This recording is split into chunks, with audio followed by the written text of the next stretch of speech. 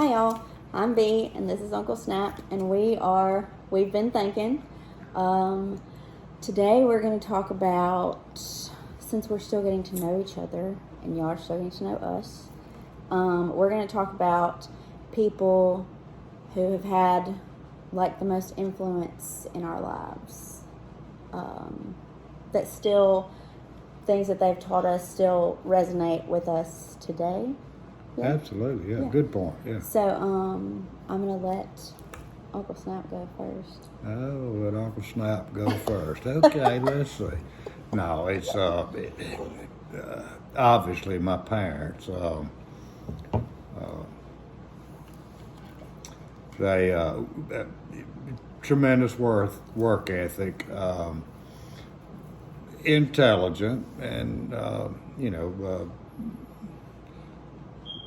no college, but well educated, apparently from high school, and in the ways of the world. And my dad was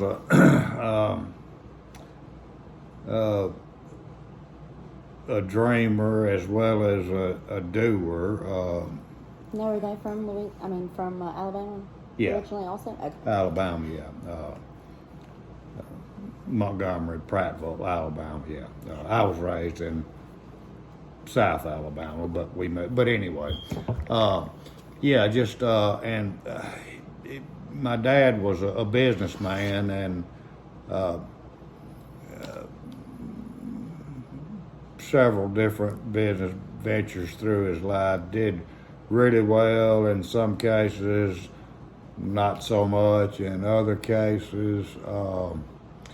So it was kind of from a success standpoint for him. It was somewhat of a roller coaster, and bless my mother's heart, she was always supportive and was a big part of his successes,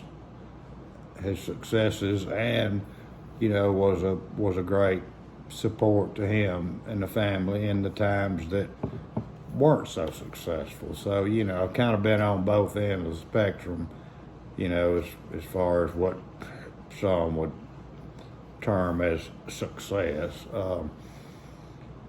Because that's different for everyone. Success is different from everyone. So, yeah, and I'll say that it was my dad was a businessman, also somewhat of a student of through life of business and politics, and an understanding of man and humanity, where he could see straight through bullshit. I was going to say the BS. BS, yeah, straight through BS. She can edit that out if she'd like, but I mean, that's not really that offensive of a term, but anyway. I don't think so. Not in today's, I don't think so. So I kind of took on that mantle to some degree, and that's kind of, has been the story of my life as well, the successes and the not so successful episodes, and but able to come out the other side with some degree of comfort, and I thank God for that. And I want to say this, and so I thank my parents. I love them dearly. My dad's gone, my mother's still alive, but I thank them dearly, and was blessed to have them. But before I forget, and it's one thing that I think it's been important in my life is teachers. I've had some, three come to mind. Teachers are important. Yeah, and there's so many good teachers out there, and by the same token, so many bad. But and of course, when I came up, I graduated in 1973, and yeah, it's certainly a different time, and but small country town, we were redneck. We didn't. I mean, we didn't even stay in the house. It, but I think these teachers understood that they were trying to equip us with skills that would help us be successful, or more functional in our lives going forward. And I had a Miss Kennedy, a Miss Wilkes, and a Miss Killingsworth, and I think these were like 7th, 8th, and 9th grade English teachers. Miss Wilkes we had a year-long vocabulary class, which I think was very helpful to my development as to be able to speak as eloquently as I do. You are a good speaker. You are. You can edit that out if you need to. But it was in the English teacher, Miss Kennedy was really, she was like 5 foot and that big around, but tough, and she pushed us, and we really learned a lot. And then of course the vocabulary class with Miss Killingsworth, for a year, we were learning and writing sentences with words that we weren't familiar with, but we became familiar with, and you had to use in our interactions with other people, so we didn't sound like a bunch of redneck idiots, which was what we were at the time. So, and then this Miss Killingsworth was kind of a continuation of Miss Kennedy. She just really did a great job with, and she was more of the befriending type, and inspirational in that way as well. So I think I attribute whatever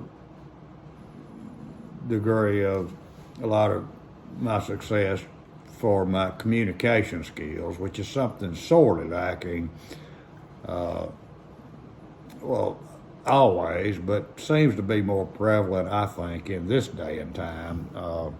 Communication skills, people being able to say what they want to say, feel they need to say, and then saying it in the right way so that it's understood in the proper way. So I guess I'll kind of end it there. I'm sure there's many more. One more thing I'll say is that going through life, I always found,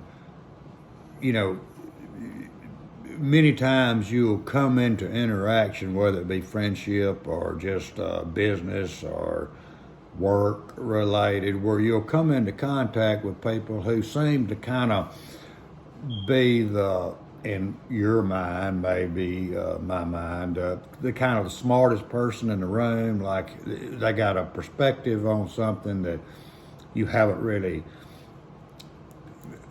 thought about and knew little about, but they had a certain expertise in that, and they were able to impart a certain degree of wisdom to you about those things, and just whether intentionally or just the sharing of knowledge. Yeah, and just sharing knowledge and the interaction, and as I said, being able to communicate in a way that would allow for each person's understanding. So, I think that's, and I wouldn't start to name them, but there's been several of those through my life that have, that steered the course of my thinking, or, headed me in the right direction, or possibly and sometimes in the wrong direction, but gave me a sense of direction, and I learned a lot from them.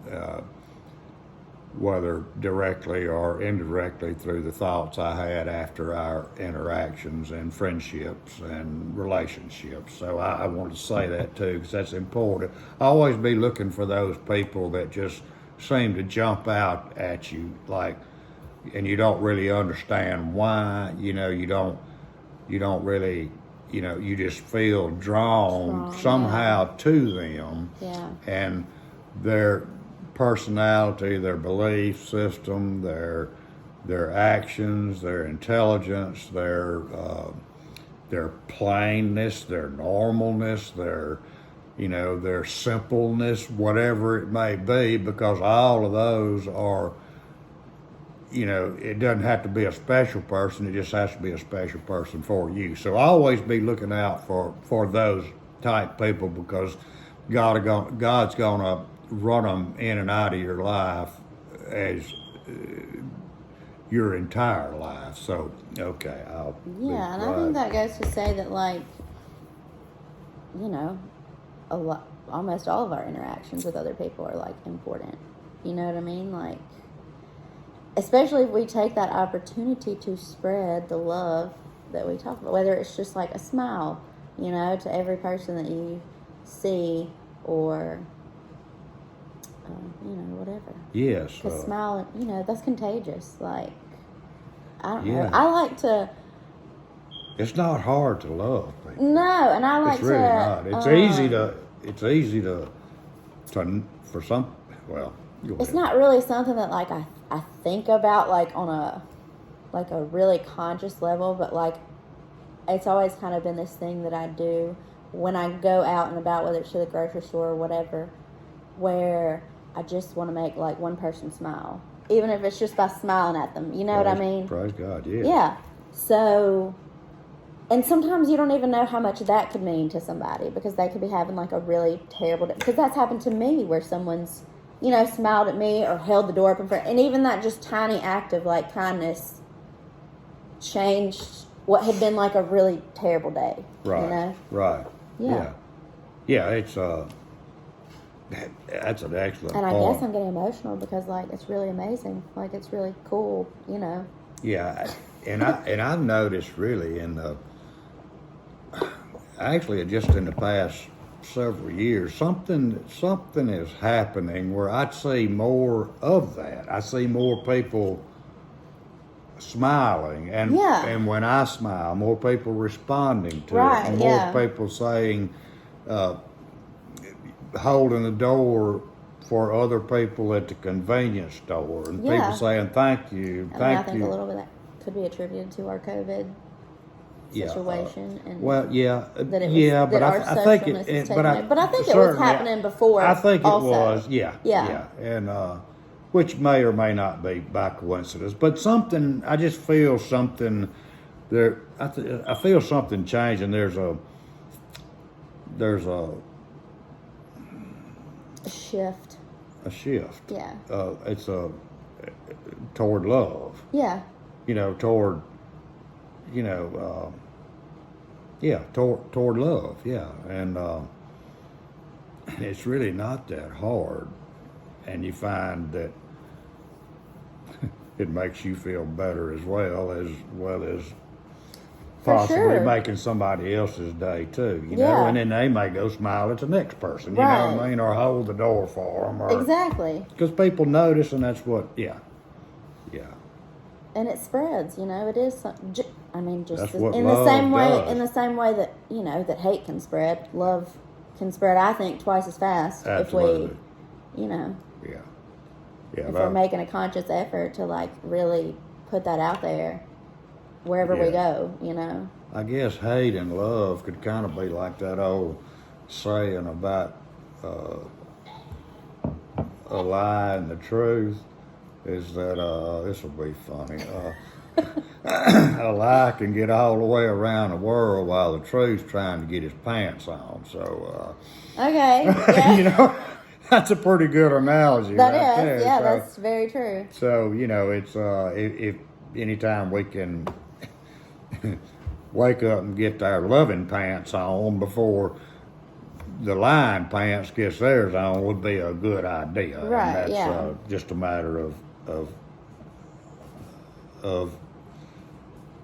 spreading love. Yeah.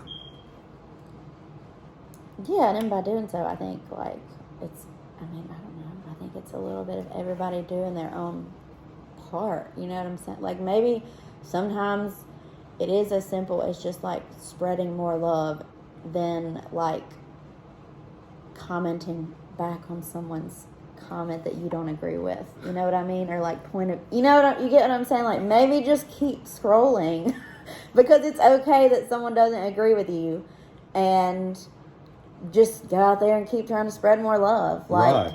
to negate like, that, like, you know. Yeah, when you say something negative, right? Because if you match that with more negativity, then that's just more negativity that's being spread out there. So. Yeah, agreed. It's like. So you can't, like, want things to change, but give in to things like that. You know what I mean? Or, like. That's a great point. I mean, it's like, because there's nothing, you know,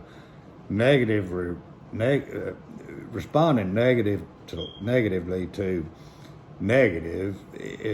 There's no love in that. Right. You know what I'm talking about? There's no, if you can't respond with out of a sense of love, right? Then if you would like there's love no and compassion, then you need to show love and compassion, right? And it goes back to the. I mean, we've all heard it, you know. Didn't your mom ever tell you that if you didn't have nothing nice to say, not to say anything at all? Yeah. Like, yeah. It's that simple. It is that simple. It really is. That's. You don't have to be ugly, and if you want to be, go do it in your home in the mirror. You know, like. In these thoughts, I've let out my frustration at home to myself. You know what I mean? Like, or in the car, the little road rage, and then I'm like, you know what? I'm sorry. I don't know. Maybe they were having a bad day. Right. Like, maybe that's why they cut me off, or maybe that's, you know, like. And I try to, like, shift my perspective, or possibly just a misunderstanding. Right. It can be that simple. Right. Because that's the way the devil will work. Exactly. Because it's about perspective, right? Because from my perspective, it looked like you were just being an a-hole. Right. But maybe you just didn't see me. Maybe I was in your blind spot. Maybe it was not intentional at all. You know what I mean? Right. Like, maybe they just read or heard something really negative and it carried over into their interaction with you. Right. Yeah. Because I've been at a point in my life where my negative interaction with somebody seeped into the rest of my day. Absolutely. And the rest of my day was just shit because of that one thing. But if you can, it's okay to, like, feel the frustration, you know what I mean, and, like, be angry or whatever, but, like, then shift your perspective and say, okay, I felt my anger, and that pissed me off, but, you know, maybe they were having a bad day. I don't know the situation, you know, and just shift it to no need to positive. Perpetuate it. Right, exactly. Yeah, I'll try to retrieve this thought. I think of the old saying that you just said. Can't say nothing nice. Can't say nothing nice. Yeah. Don't say anything at all. And I think about a lot of those old sayings. For some reason, you know, just things just pop into my mind, and sometimes I'll see or read something, and that old saying from, will pop into my mind that's completely relevant to what I just saw and read, and it'll. But sometimes you follow that, and then that takes you to another thought of, like, something. Absolutely. You make another connection with something else, and then finally you come back and you're like, this is originally what I was thinking about. Right. You know? Yeah. It's that's I think they're all of those old sayings. You know, somebody didn't just. I mean, there's a reason they're still around. There's a reason they're still around. There's a reason they were said and repeated so much that they became part of the. The social norm, basically. The social norm, and and are still here today, and we tend to think of them as some sort of outdated philosophy or some sort of aberration from the past of some particular circumstance, but they're really telling you what generations of people Right.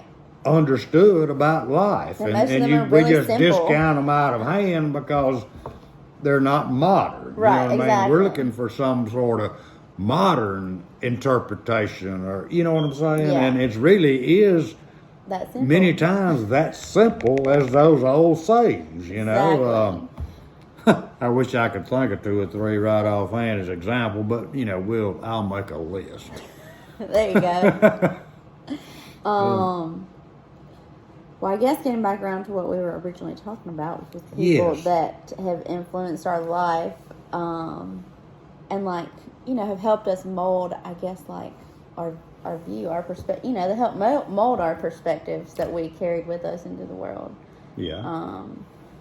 And then as interactions that we had, you know, they've changed and have shifted along to where we are now. And I'm sure we'll continue to learn all kinds of things. But anyways, so yeah, my parents also, both of my parents taught me a very, you know, good work ethic like your parents. I remember my mom always telling me that it didn't matter what I did, even if I cleaned the toilets, that like I should do that to the best of my ability, like, and take pride in that. Right. That it didn't matter what it was, even down to the simplest job. Like, you should take pride in your work and be good at your job. Like, Right. you know, show up and do a good job. Right. So, and my dad has very much the same work ethic. And me and my dad's probably my best friend. And,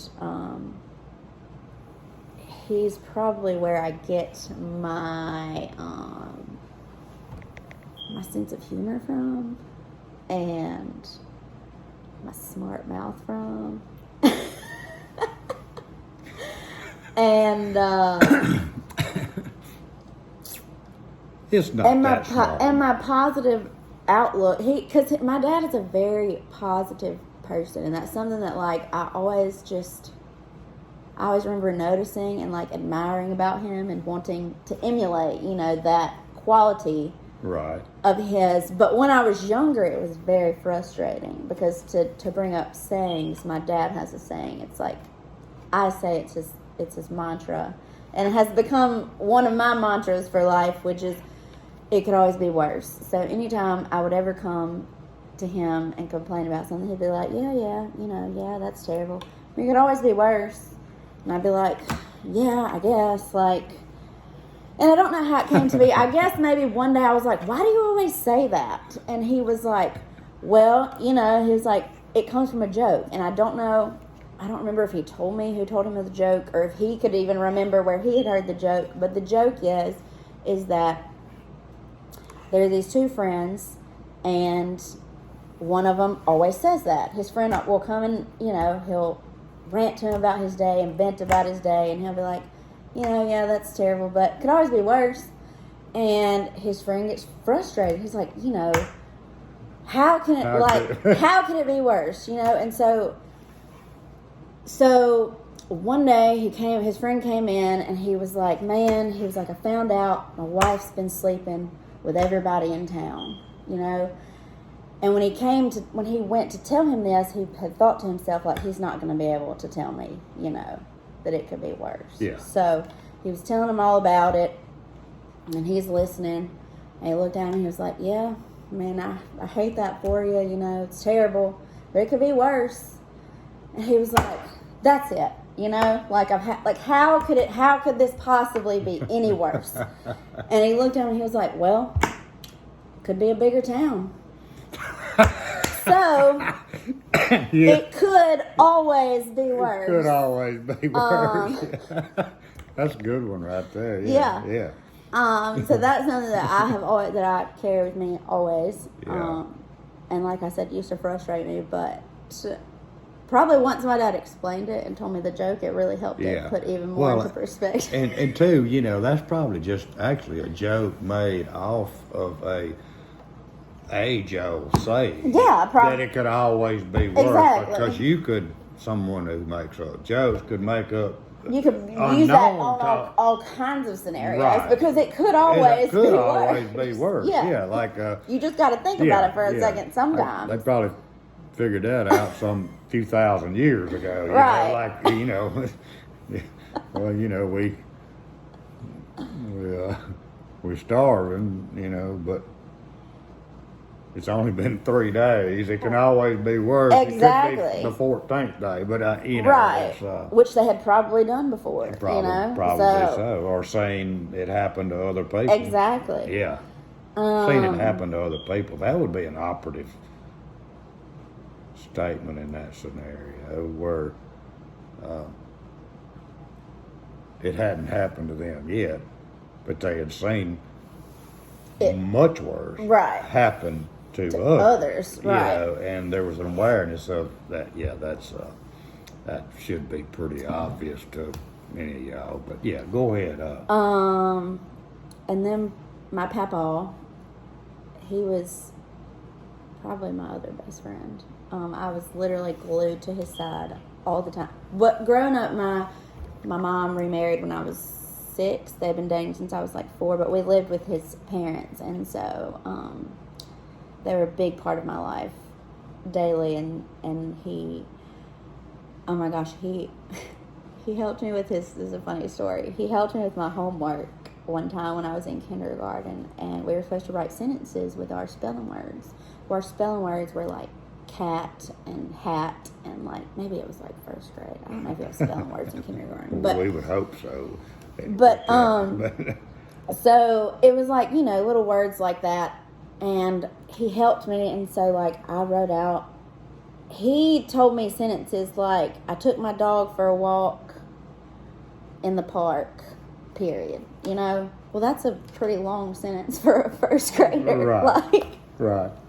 And the other sentences, would have like ands and there were words in there that I didn't spell that he told me how to spell.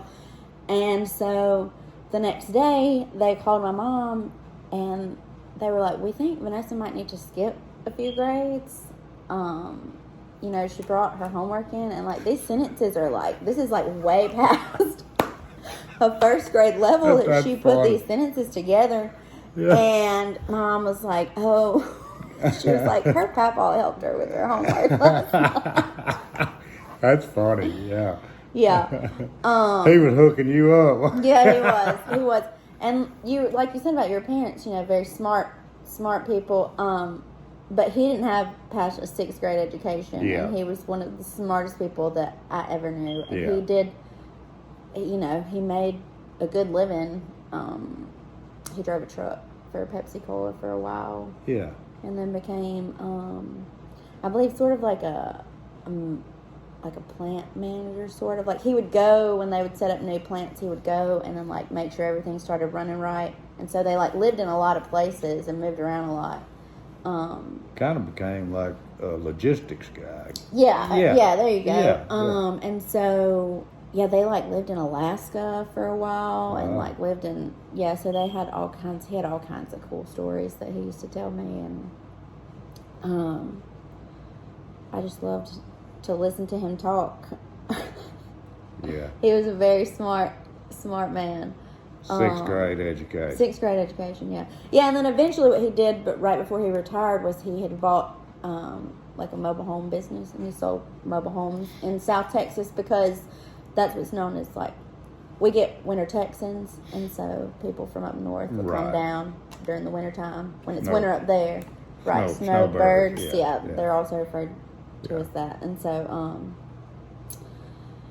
so they sold mobile homes for a time. Yeah. And then he retired. And he loved movies. He loved John Wayne. Yeah, that's that was a much more pure time in the movie industry than today. I would.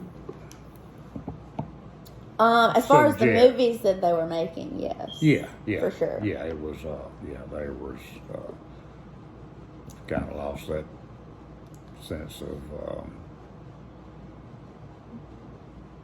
portraying life lessons in movies, Yeah.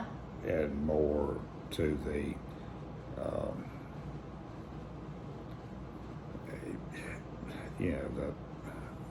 the fantasticalism of Right, or the right. it's more to get your attention and to keep you glued. Yeah. So there's With not a no lot of new movies real these life days that, lesson yeah. being portrayed in the script or but the sure. education thing, it just made me. It was sixth grade education, like my dad, was high school educated. And I went to like 3 years of college, and just skated by because I had other interests, but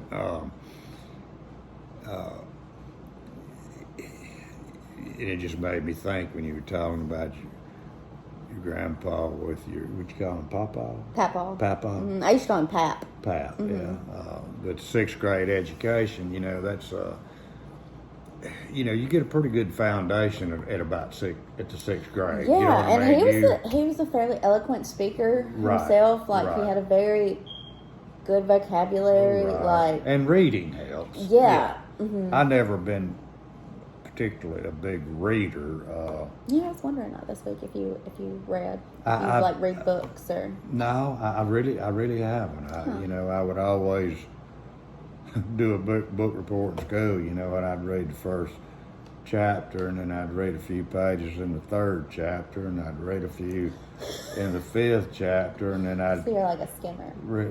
I'd skim it, and then I'd just throw together some BS, that kind of made it sound like I read it, but I got the gist of the beginning, the middle, and the end. So you couldn't like dispute what I said. You could ask me to elaborate on it more, and I wouldn't be able to do that. But what I was going to say is and I love school. There's a huge difference between a basic education and a advanced education. Yeah. Mm-hmm. You know what I mean? Like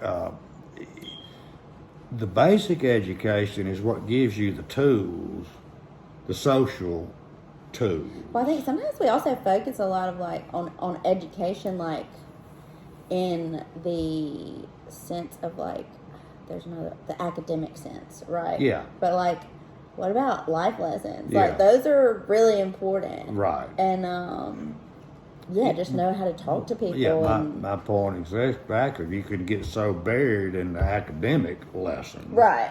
And somehow that become your circle or framework of thinking, and you spend all this time in academia and in higher education, and you lose the basic education and the life experiences that you may have missed, or when they're presented to you, somehow feel as though, since they're coming from this particular person or this particular type person or this a group of people, that it's okay for you to dismiss their basic education as uneducated. Right. You know what I mean? Like, yeah, I know what you're trying to say. Mm-hmm. As you go through the experience of a higher advanced education, you somehow get to thinking yourself to be more than you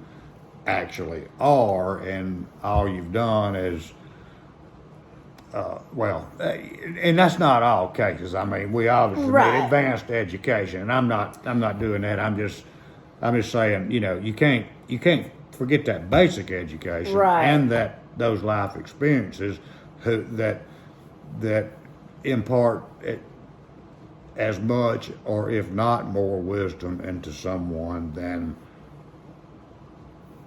high academic achievement. Well, yeah, because you can be very high academically achieving, but like if you don't know how to communicate with people, and you can't, you know what I mean? Like if you don't have like good social skills or how can you really And I actually think the world is rampant with that right now. Yeah. You know what I mean? We pushed college so So much much. for so many years, you know what I mean? And as And the a markets get panacea saturated for and- success. And, Right. And it, you know. That this equates success. Right. And, It doesn't necessarily, equate to success, but then again, you know, basic education and life lessons, probably some of the most more successful so. people that I've known in my life had a very basic education, and I've known lots of people who had a higher education and pretty much pissed their life away for, you know, lack of better terms, Right. you know. Yeah, for whatever reason. Yeah, it's yeah. But which kind of brings me to this thing that my dad's always, this idea that he, I guess, like, has instilled in me, like, that, you know, to never think that you're the smartest person in the room, because, like, once you think that you are the smartest person and that you can't learn anything from other people, that's the minute you stop learning. Right. You know? Like, Right. So you can learn something from everybody. Right. Even if it's, you know, even a drunk on the street, you learn that that's not what you want to be. You know what I mean? Like, you can take that Bingo. away from that you don't want to end up there, or, you know. And then again, he may stand up and say something to you, and you, out of the blue, by some divine intervention, that says, "My gosh, where'd that come from?" You know what I mean? Exactly. Like, you can't tell if you're not. You could have a conversation with this person, and they could, you know, enlighten impart you some in little a way, life wisdom on you, right. for sure. Because there's a way he got to that place. I was gonna say, can you imagine the things that he went through to get to that place? Absolutely, yeah. And it's pretty, me chill bumps. That's pretty cool stuff. Yeah. Right there, yeah. So what we gonna do? And I will say that teachers definitely do play a big.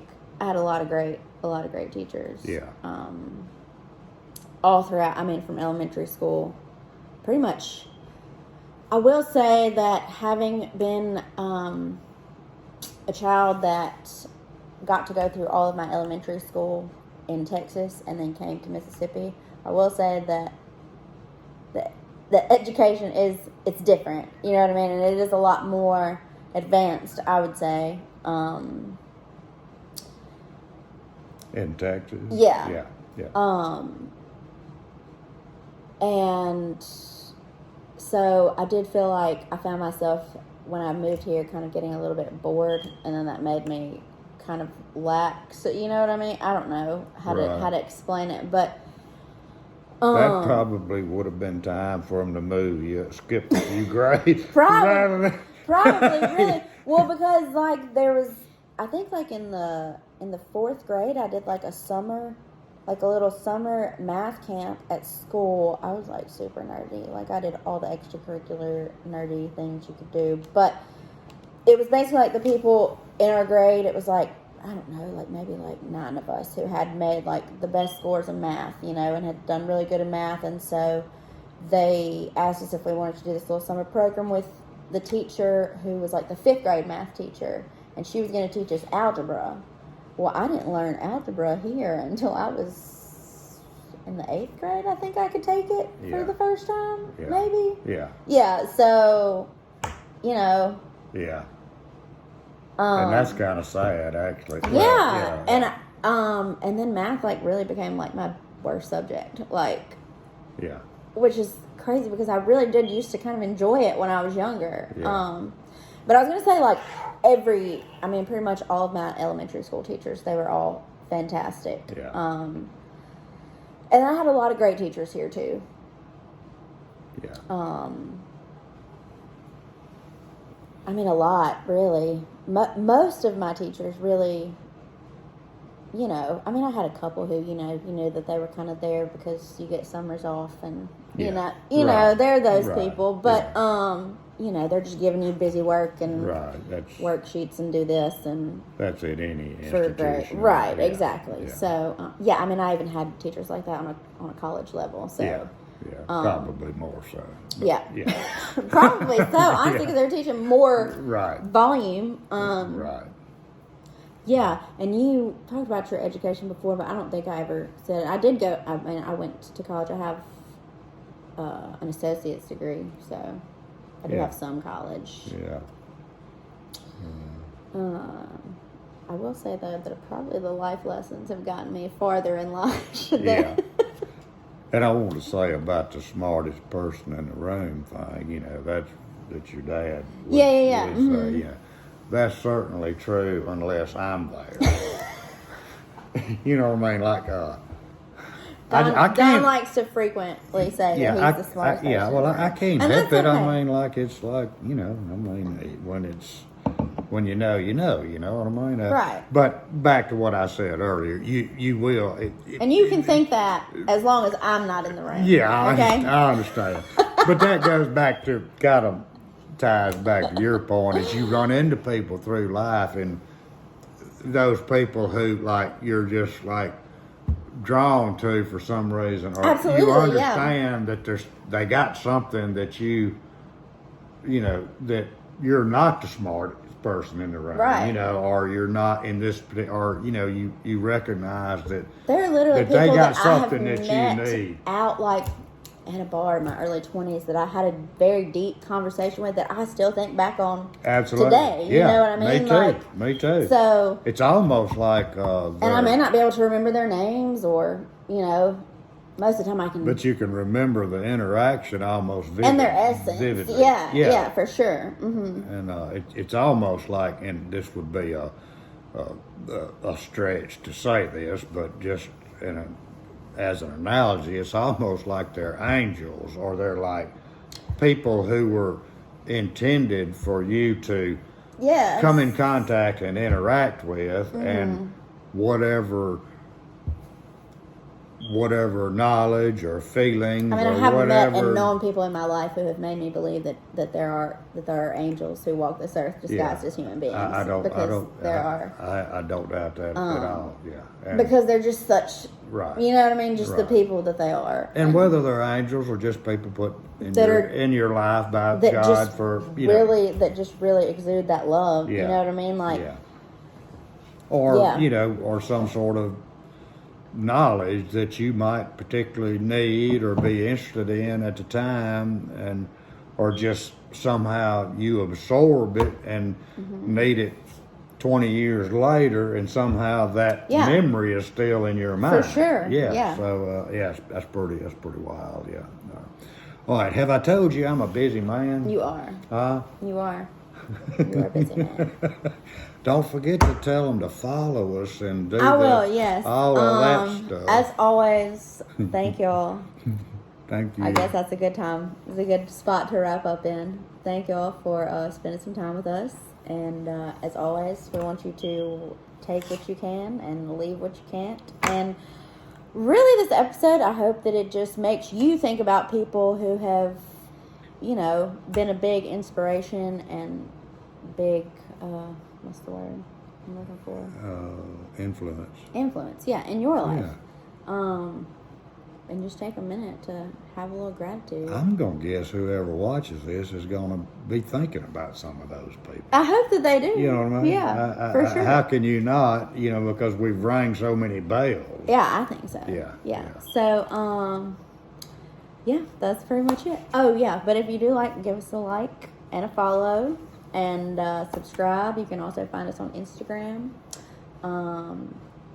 We might have another little like series segment coming up, but we'll talk about that later as it Big transpires. plans. Yeah, we have plans. We've Big got some plans. So, yeah, that's pretty much it. Okay. Thank y'all for joining us. Love y'all. Love y'all. Bye. Bye.